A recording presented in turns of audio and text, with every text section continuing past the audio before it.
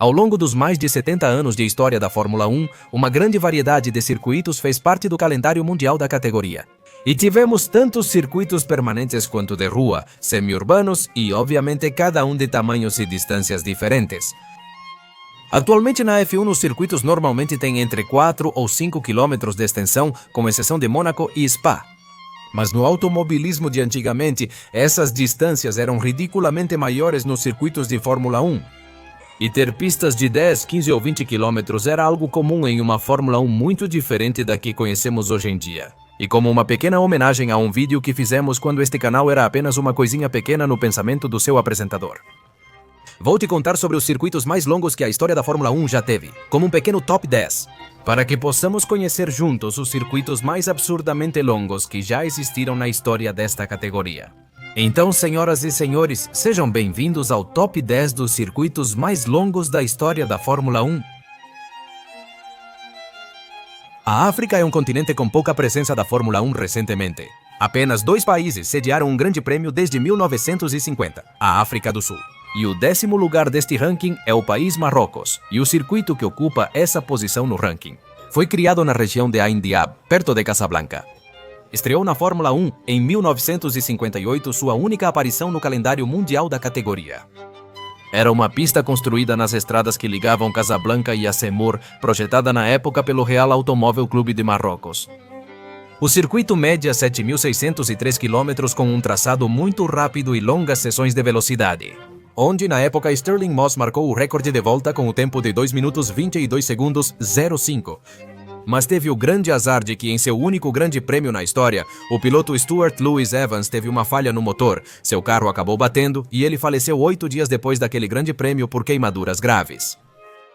De fato, esse grande prêmio do Marrocos e circuito de Casablanca. Na final do Mundial de 1958, o britânico Mike Horton sagrou-se campeão. Mas depois disso, o circuito saiu do calendário e nunca mais voltou a aparecer na Fórmula 1. Mas sua breve aparição permite que ele seja, até hoje, o 10º circuito mais longo da história da Fórmula. Atualmente, o circuito de Interlagos é conhecido por todos, sendo um dos melhores que proporcionam as mais incríveis corridas do ano. Porém, é um dos circuitos mais curtos, em 2025 com apenas 4,3 km de distância. No entanto, seu traçado original era muito mais rápido e, claro, muito mais longo. Com 7.960 km, o circuito original de Interlagos ocupa a 8ª posição neste ranking.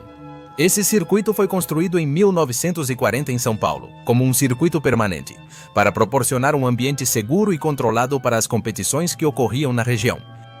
Sua estreia na Fórmula 1 foi em 1973, e essa versão, bem mais longa, durou até 1980. Basicamente porque o Rio de Janeiro construiu um complexo melhor com o Autódromo de Jacarepaguá. E graças à pouca segurança do circuito de Interlagos, com asfalto esburacado e em péssimas condições. Por isso perderam a Fórmula 1 por 9 anos, e para recuperá-la tiveram que melhorar as instalações e reformar completamente o circuito. E para economizar custos e fazer uma instalação muito mais controlada, decidiram reduzir sua distância, passando de 7.960 km para apenas 4,3, eliminando grande parte do traçado. Com isso, Interlagos voltou a receber a Fórmula 1, mas perdeu sua distância e suas 26 curvas. O piloto Jacques Laffite marcou o recorde de volta, em 1979, registrando um tempo de 2 minutos 28 segundos e 76 centésimos.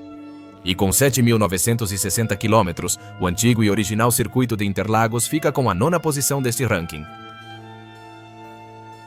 A França tem um rico histórico no automobilismo mundial. E o circuito que ocupa a 8ª posição desta lista é apenas um dos 2 que a França tem neste ranking. Presente apenas 4 vezes nos calendários oficiais da Fórmula 1. No entanto, isso bastou para garantir a 8ª posição entre os circuitos mais longos da história da Fórmula 1. O circuito de Charade é o dono dessa posição, um circuito semi-urbano que atravessava as estradas que conectam as regiões de Auvergne, Ródano e os Alpes. E que esteve na Fórmula 1 em 1965, 69, 70 e 1972. A pista tinha 8.055 km, sendo uma das mais longas da história, que se destacavam por suas curvas tão difíceis, sinuosas e paisagens espetaculares ao redor das montanhas da região. Porém, por estar próximo a vulcões, era comum encontrar pedras e cinzas nesse circuito. Foi nessa pista que Helmut Marko sofreu o acidente que o fez perder o olho esquerdo, atingido por uma pedra lançada pelo carro de Emerson Fittipaldi. No entanto, devido à sua periculosidade, localização e ao fato de que na França já existiam circuitos muito mais modernos para a Fórmula 1, a categoria desapareceu permanentemente após a edição de 1972. A volta mais rápida na Fórmula 1 foi de 2:53.04, marcada em 1972 pelo piloto francês Chris Hammond, e seu maior vencedor foi Jackie Stewart em 2 ocasiões, ficando assim como um circuito lindo, longo, desafiador e perigoso. E também como o 8º lugar do nosso top de circuitos mais longos da história da Fórmula 1. Neste canal, já falamos muito sobre o circuito de Avus, na Alemanha, uma pista criada com o único pedido explícito de ser o circuito mais rápido da história em seu momento, nessa obsessão que a Alemanha daquela época tinha pela superioridade. Esse circuito era extremamente longo em sua época e sua maior distância foi de 19 quilômetros. Mas com o passar dos anos, ele sofreu vários cortes. Até que em 1959, o único ano em que recebeu a Fórmula 1, teve uma distância de 8.300 quilômetros. Era uma pista em uma estrada pública que levava a Berlim, com 2 longas retas, uma freada forte e uma curva inclinada, monstruosamente absurda, que fez sua única aparição na Fórmula 1 em 1959, como parte de uma estratégia política. Contudo, a pista era extremamente perigosa, com velocidade absurda e uma monstruosa curva inclinada. Por isso, a edição de 1959 foi muito problemática. A corrida foi dividida em 2 stints, pois os pneus não duravam até o fim. Devido à chuva, foram proibidas manobras de ultrapassagem no monstro da peraltada, chamada de Parede da Morte. E graças a tudo o que aconteceu naquela competição, foi que a Fórmula 1 preferiu ir no ano seguinte para circuitos mais seguros, antes de voltar a competir em um lugar tão perigoso. O recorde de volta era de Tony Brooks, com um tempo de 2.400 e 4.500, que foi o vencedor daquela competição. E sua única aparição permitiu que fosse o 7º circuito mais longo da história da Fórmula 1. Na 6ª posição encontraremos outro circuito que já conhecemos bem aqui no canal. É aquele que foi sede do Grande Prêmio da França. De 1950 a 1966, com interrupções, foi o primeiro Grande Prêmio de Fórmula 1 original desse país. E o circuito é o Reims-Gueux, traçado de rua criado nas estradas que conectavam essas regiões. O circuito francês era uma pista muito veloz, com longas retas e apenas 7 curvas, tornando as corridas daqueles anos insanamente rápidas e extremamente perigosas. O circuito tinha 8.437 km de extensão. Ele fez parte da Fórmula 1 até 1966. A Fórmula 1 considerava o circuito perigoso devido à alta velocidade e campos abertos. Correr em estradas públicas não era considerado o mais seguro por eles? Circuitos melhores e propostas vindas da França começaram a entrar no calendário, tirando essa pista completamente. E em 1972, o circuito foi fechado permanentemente e as corridas foram abandonadas nesta região do planeta.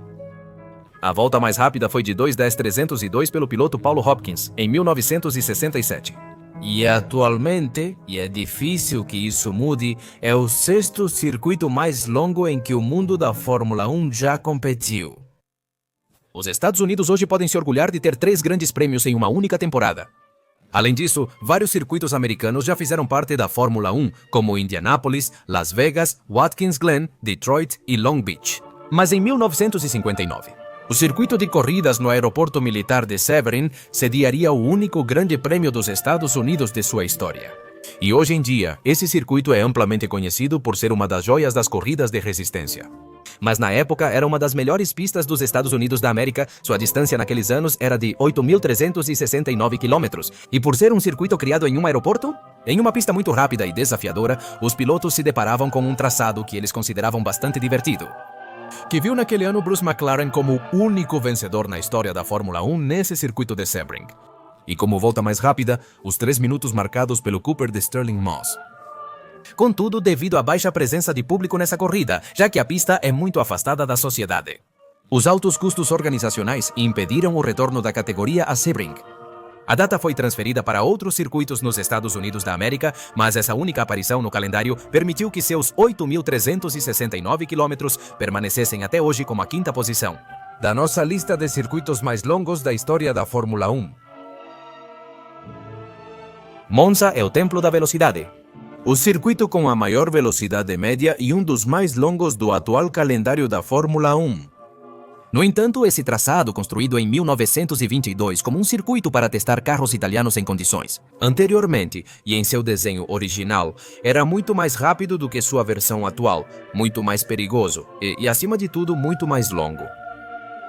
Monza entrou no calendário da Fórmula 1 em 1950, em uma pista que combinava o circuito de corrida normal que conhecemos hoje, com um oval interno, com algumas belas, gigantescas e preciosas curvas inclinadas que, juntas, totalizavam 10 km de traçado que os Fórmula 1 tinham que percorrer em alta velocidade. Mas, obviamente, por essas características, a pista sempre tinha acidentes muito graves. O acidente mais letal da Fórmula 1 ocorreu nesse circuito, em 1961, que envolveu um piloto e pessoas do público que foram assistir à corrida. Por isso, ano após ano, era comum e constante que os pilotos reclamassem do perigo da pista. E diante de tantas reclamações e do acidente de 1961, a partir de 62, deixou-se de usar o oval e suas belas curvas inclinadas.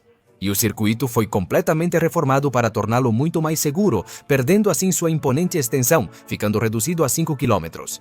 Mas essas aparições até 1961 permitiram que Monza e seu circuito de 10 km fossem o quarto colocado entre os circuitos mais longos da história da Fórmula 1.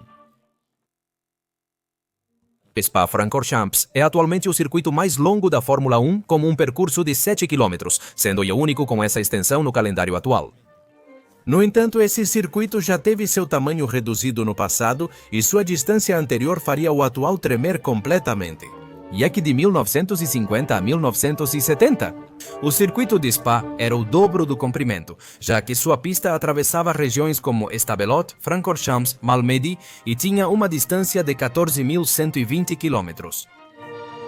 O circuito original de Spa-Francorchamps era uma pista de rua que atravessava estradas da região, conectando vilarejos. Era conhecida por sua velocidade absurda, mas também extremamente perigosa, já que eram comuns os acidentes fatais que faziam com que os pilotos reclamassem bastante do perigo da pista, algo que simplesmente não interessava aos organizadores do evento.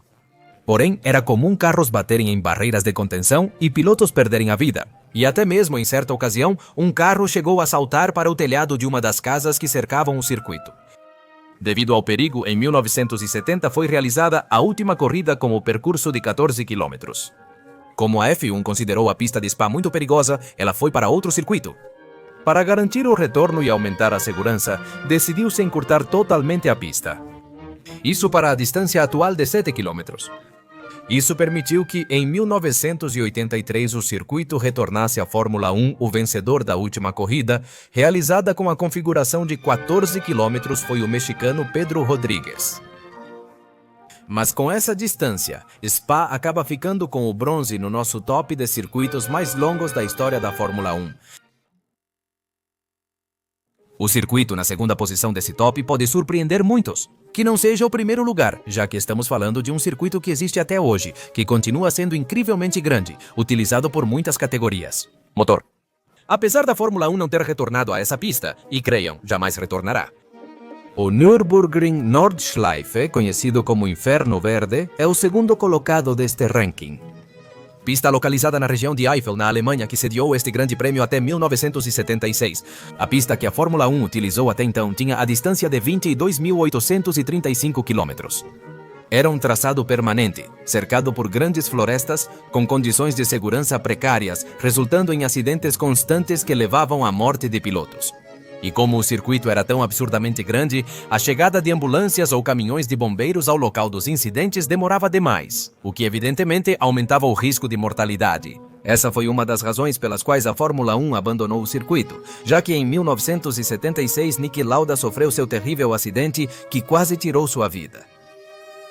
Por isso, quando a Fórmula 1 foi embora, a única maneira de trazê-la de volta era ou investir o dobro de dinheiro para colocar mais fiscais de pista e acessos para ambulâncias, ou encurtar o circuito completamente. E foi exatamente essa a decisão tomada: construir um novo complexo de 5 km que seria usado pela Fórmula 1 a partir de 1984. Embora o circuito de 22 km ainda exista e seja usado por muitas categorias do automobilismo no mundo, a Fórmula 1 não voltará a correr nele, que agora pertence apenas à história da categoria. E claro, dá prata deste top como o segundo circuito mais longo da história da Fórmula 1. O circuito mais longo da história lidera este ranking com folga. A Fórmula 1 que supera Nürburgring por pouco mais de 2 km, e da mesma forma que outros lugares neste top. Teve apenas uma aparição no calendário em 1957, e isso foi suficiente para levar o ouro histórico que ninguém vai tirar dele. Senhoras e senhores, estamos falando do Circuito de Pescara, na Itália, que deu vida ao Grande Prêmio de Pescara, a 7ª etapa do Mundial de 1957, onde esse circuito foi montado em um trecho de estradas públicas que conectava vilarejos da região de Pescara como Montesilvano, Capel, Villa Carmine e muitos outros. E a pista, além de ser extremamente longa, é disputada em estradas públicas e ruas dessas cidades. Além de ter formato de fatia de pizza, era conhecida por ser a mãe de todas as pistas perigosas do mundo. Sua distância era de 25.579 km. As velocidades alcançadas nessa pista eram muito altas e, obviamente, as condições de corrida eram muito inseguras. O circuito foi incluído no calendário de emergência após a saída dos GPs da Bélgica e dos Países Baixos. Mas apenas 16 pilotos competiram, já que muitos se recusaram a correr nesse circuito por ser perigoso, incluindo a equipe Ferrari. A proibição ocorreu após a morte de 13 pessoas durante a corrida Mille Miglia. As corridas em vias públicas na Itália haviam sido proibidas, mas esse circuito recebeu uma permissão especial para o evento. E assim nasceu o Grande Prêmio de Pescara. Mas, evidentemente, como acontece com as outras posições deste ranking, devido à distância absurda e à periculosidade da pista. Após esse evento, não voltou a aparecer no calendário mundial da Fórmula 1, porém, essa única aparição bastou para conquistar o ouro no circuito mais longo da história da F1, que até hoje ainda detém e que é praticamente impossível que alguém venha a tirar esse título na sua história. O britânico Stirling Moss venceu o evento, marcando o melhor tempo com 9 minutos, 44 segundos e 6 centésimos. Assim, o circuito de Pescara ficou como o circuito mais longo da história da Fórmula 1 e o ouro do nosso top em particular. E com isso, concluímos este breve top especial, remake dos circuitos mais longos da história da Fórmula 1.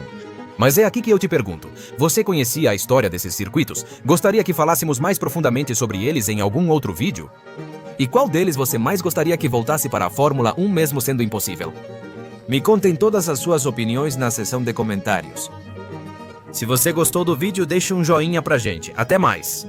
Inscreva-se no canal, ative as notificações para novos vídeos e compartilhe com os amigos. Também te convido a nos seguir nas nossas contas do Instagram e do Twitter, cujo link estará na descrição deste vídeo, e a gente se vê em breve.